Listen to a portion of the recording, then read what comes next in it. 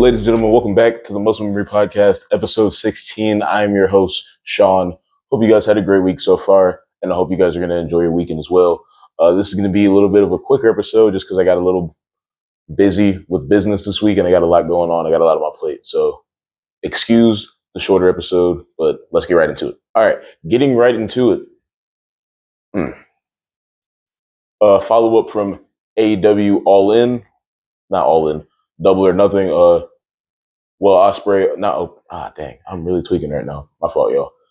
Hangman Adam Page opened up the show, basically addressing the crowd. He thanked Will Ospreay, made a promise to the fans that he would bring the AEW World Championship back.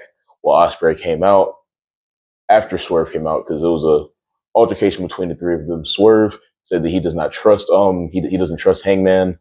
He won't be doing anything to help him in any kind of way. He just can't put that in him to do that. He can't put his pride to the side after everything that they've been through, which, to be completely honest, I totally understand. If I was in this first situation, I probably wouldn't help him either. I mean, you burned my house to the ground, so I understand what he's saying. But Will wants to be that beacon of hope between everybody, that beacon of peace, to get them all on the same side to take out the Death Riders once and for all, because the Death Riders are slowly starting to crumble, which we all love to see.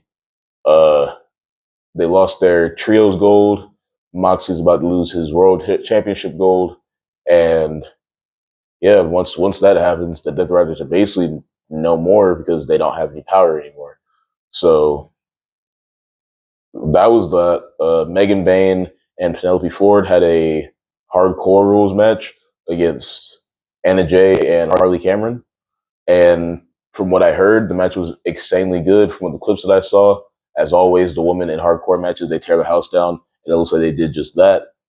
I'm pretty sure Penelope Ford and Megan Bayne won, so I'm assuming this is the end of their little beef they had going on. I'm pretty sure this was their third match, the other two being on Dynamite and Collision. This one was also, it was Dynamite, and then I'm pretty sure they kicked off Double or Nothing. They kicked off Double or Nothing, and they just recently had a match on Dynamite. So if that didn't end their little thing, I don't know what will. I can't think of anything else AEW related right now.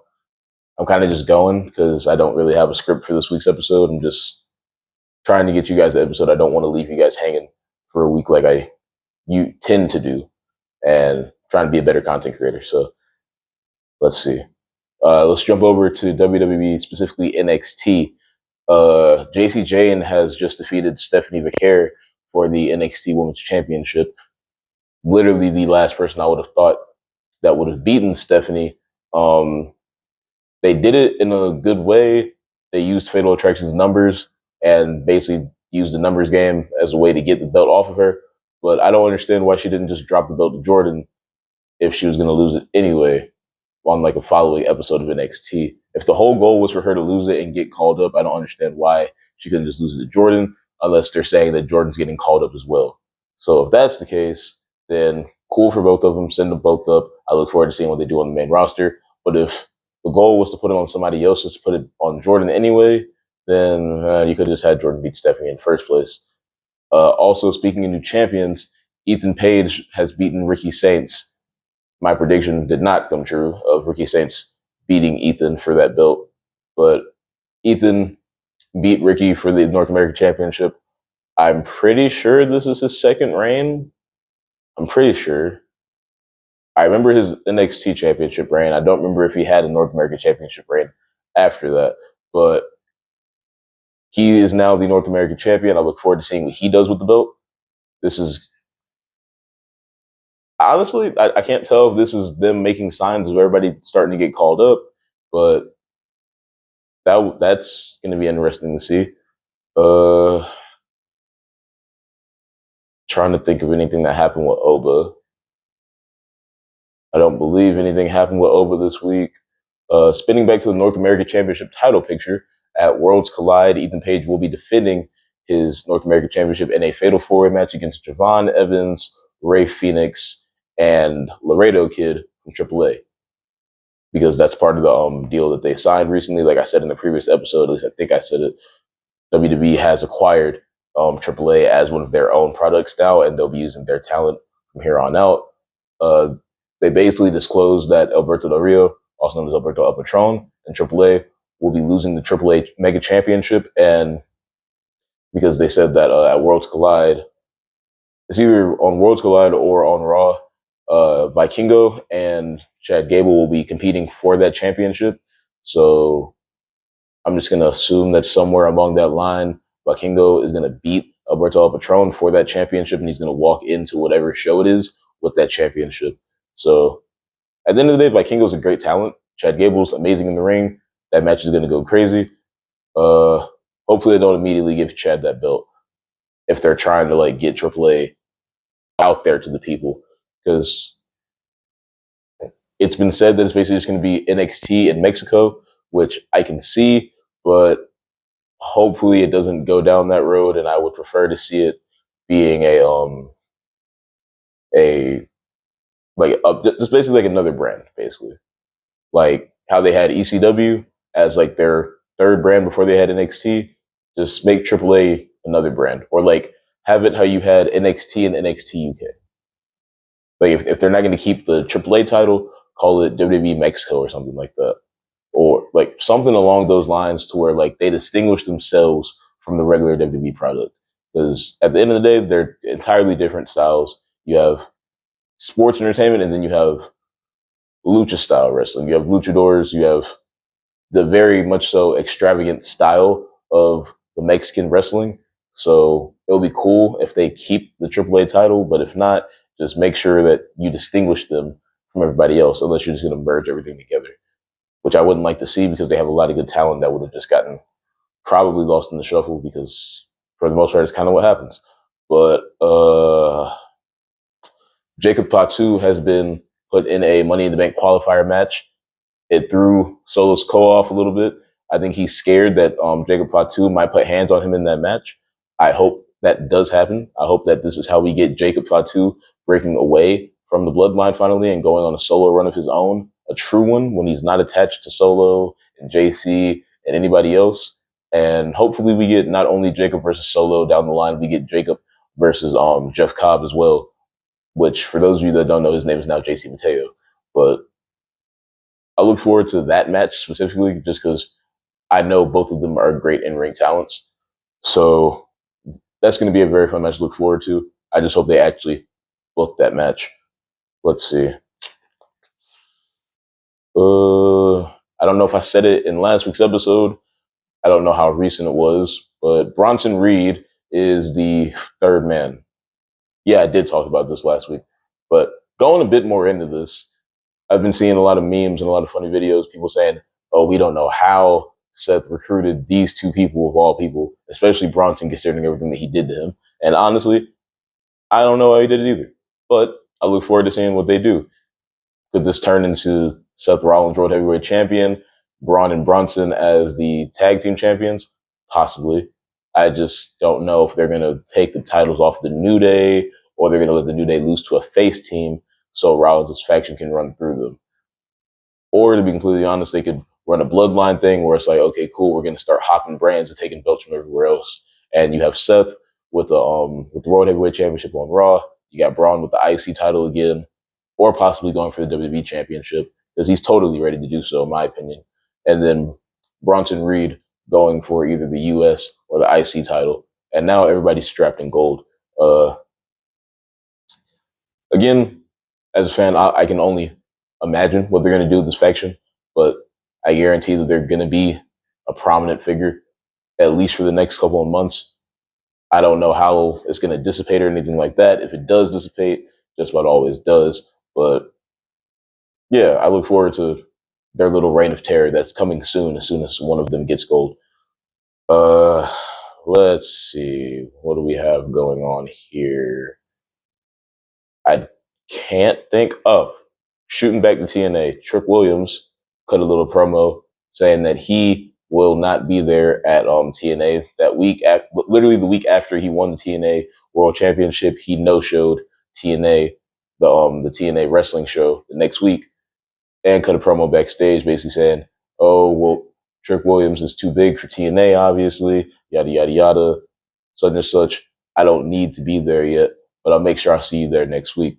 And one Mike Santana didn't take too kindly to that. He showed up on NXT actually, cut a promo, had a match against Dante Chen. Performed very. Was it Dante Chen? No, Jasper Troy had a match against Dante Chen. I can't remember who Mike Santana had a match against, but Mike Santana had a match on NXT. Came up through the crowd, had a nice little entrance, put on a great showing. And then he cut a promo on Trick later on in that show because the NXT show is obviously before the TNA show. So he cut a little promo on Trick, and next week we'll be getting Trick Williams versus Mike Santana. I'm pretty sure on NXT television for the TNA World Championship. If it was not on NXT television, it'll be on WWE television, not WWE, TNA television. And lastly, on TNA side, Robert Stone and Santino Marella will be having a match at TNA's next pay-per-view Against All Odds. This is for the Director of Authority position that Santino has had ever since Scott D'Amore left the company. I don't know how long it's been, but Scott D'Amore's been gone for a while. So however long he's been gone, Santino Marella has been the Director of Authority, basically meaning he has the general manager position in WWE terms. He has a position of running the entire show, making matches, putting people together in tag teams, all that good stuff, like putting stipulations, kicking people out of the company, suspending, just the normal general manager duties. And Robert Stone came in. They basically brought him in saying that Santino couldn't control the brand, and they gave it to Robert Stone. And they had a tag match with Robert Stone and I believe it was Tessa. If it wasn't Robert and Tessa, it was Robert and Alicia Fox, known as Victoria Crawford in TNA, and Santino and his daughter Ariana Grace from NXT. And in that match, Robert Stone won. Robert and Victoria won that match. So now Santino wants him one-on-one. They confirmed it Against All Odds for the Director of Authority badge. So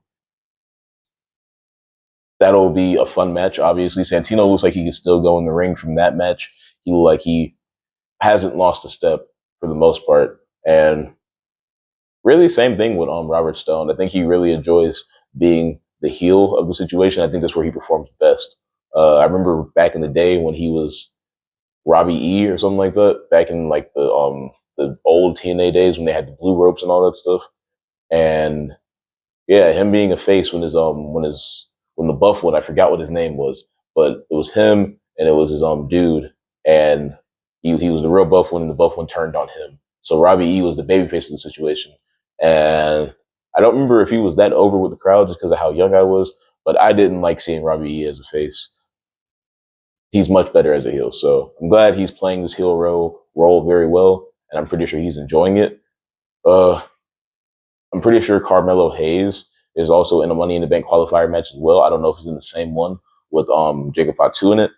If it is, and we are putting Melo in the bank, I do feel like the way that they're going to put that in is by someone screwing Jacob out of that match, which is going to lead to Jacob probably screwing Solo out of that match. So if they're in the same qualifying match, that'll be that. But if not, then I can see Carmelo and Jacob being put into the match as well. So yeah, all around Money in the Bank is going to be a fun pay-per-view, obviously, because it's Money in the Bank. You just about always get the crazy spots, the wild moments, and then as of lately, we've been getting Money in the Bank winners that we haven't really expected to win. Most notably, Austin Theory, and then him cashing in on the U.S. Championship just to lose. That was really weird. I don't know why we did that, but yeah. Speaking of Theory, I hope he turns soon. They're planting the seeds, and I'm really looking forward to his face turn because the crowd's slowly starting to get behind him, and they want him to turn. So hopefully they let him turn soon, and they give him that feud with Theory, not with Theory, with Grayson Waller, because I know one, Grayson Waller performs best as a heel. Two, they're both deep. Well, Grayson Waller's okay in the ring, but Austin Theory's actually really, really good in the ring, from what I've seen. If you watched him in the original version of Evolve before WWE made it like an actual like product and called it WWE Evolve, it was just Evolve by itself. And Theory was their last World Heavyweight Championship. He was their last World Heavyweight Champion before WWE bought them out or before WWE brought him over. So he was definitely a really, really good in ring competitor, and he still is. He just doesn't get to showcase as much as he could. So yeah, I look forward to that. Looking forward to not Saturday night's main event. Looking forward to Money in the Bank, the tag match between Cody, Cody Jay. No, it's not Cody and Jay. No, it is. Yeah, it is Cody and Jay. Cody, Jay, Logan, and Cena. Said it before. I'll say it again. I don't know why Logan keeps getting put in these big money matches. One, he shouldn't have been competing for the World Championship. Two, I don't know how I feel about John Cena competing in a tag match in his retirement tour, but you know, it is what it is, I guess. And I don't know why Cody's first match back isn't a tag match. It's kind of like when Roman came back, his first match was a tag match. So I don't know.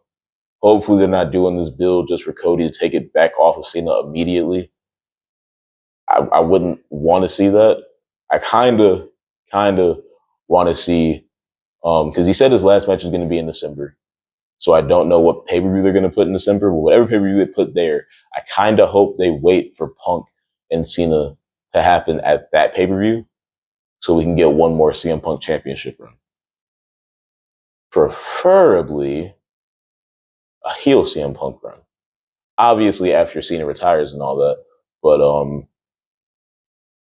if we were to give Punk another WWE championship run, I'd let him be the guy to take it off of John Cena. That's just me though, because obviously my original pick was Randy, and then Randy was his first defense. So now we have Cody, Punk, Drew. Trying to think of any people he had beef with before that are still in the company. Ray, but Ray's not active on screen anymore. Miz is still there, but Miz would have to turn face for that to happen. And Miz is kind of a supporter of Cena at the moment, so yeah, I don't want to see Cody win another championship right now. So I'd prefer CM Punk to be the guy to dethrone. And then at that point, if we get another CM Punk versus Seth Rollins match, if Seth Rollins is not the World Heavyweight Champion by that point, let Seth Rollins be the one to take the belt off of CM Punk, or let Drew McIntyre do it. Let Drew McIntyre take the belt off of him. Give it to somebody who genuinely had beef with Punk, and now it's an even bigger prize on the line, which makes the match even more important, even more better. They already had great matches as is, so yeah, that was that. That's all I have on wrestling this week. I don't really. I've just been really busy this week, so I haven't been able to lock in a way with my wrestling like I normally do. But I'll definitely be tuning in the weekend and in my off time, and definitely building up into the next episode next week, just so it'll flow much better, and I'll have stuff to actually go into detail about. Because right now it's just I know this, and this happened, and this is how I feel about it, and I don't like how out of the blue this episode feels, just because like I didn't do any planning with this episode. I was just like, I have to record today because I don't want to miss another week of not uploading. So, regarding me only posting the podcast on the stop.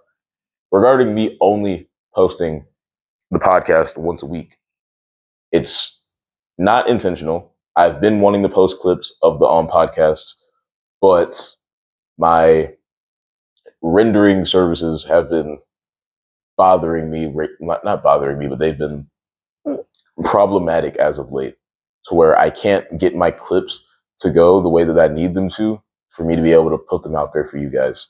So what I'm going to do over the course of this weekend and the coming week will be, I'm just going to start running both. I'm going to take this week and next week's podcasts. I'm going to try my best to put them through the clip generator again, and hopefully it'll go through this time and it'll give me what I need so I can give you guys that extra content. Because I know, one, the TikTok's been dormant, two, the Instagram's been dormant, and three, the YouTube's dormant at basically for a week. It gets active once every week, and I don't really like that. I preferred the like consistent uploads, even if it wasn't a full video. I like giving you guys the short form content. So yeah, that's that. Let's see.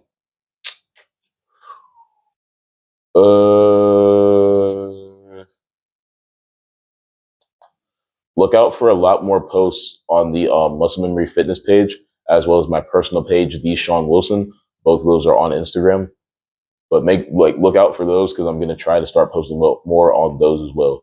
So, but basically, all in all, I'm just going to try to be more consistent in terms of posting. That way you guys can see more of not only what I do on camera, but what I do behind the camera.